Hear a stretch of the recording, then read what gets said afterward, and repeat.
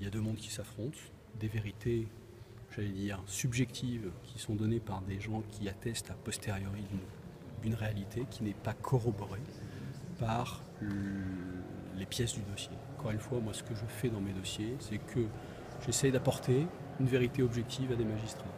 Aujourd'hui, quand on vient dire que Mme Schmitt-Lenné a détourné des fonds publics, qu'elle savait ce qu'elle faisait et qu'elle l'a fait quand même, ça ne correspond pas à la réalité de ce dossier.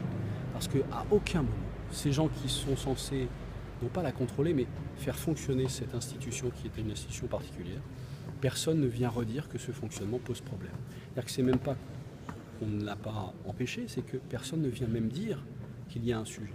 Et ça, finalement, cette vérité-là, j'espère qu'elle est passée dans l'esprit des magistrats parce que c'est la vérité objective du dossier.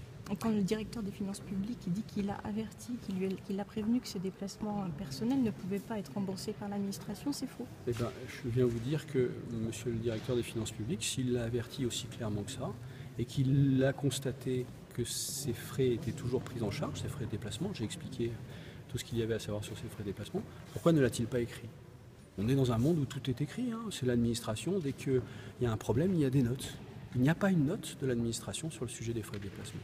Comment voulez-vous considérer a posteriori que c'est à ce point grave qu'on puisse la poursuivre pour détournement de fonds publics? C'est ça la réalité. C'est-à-dire que je veux bien qu'il l'ait dit, mais non seulement il ne l'a sans doute pas dit aussi clairement, mais par ailleurs il ne l'a pas écrit, et il ne l'a pas écrit alors que les frais étaient toujours pris en charge. À tort ou à raison, là n'est pas le sujet, mais parce que le fonctionnement était acté comme ça.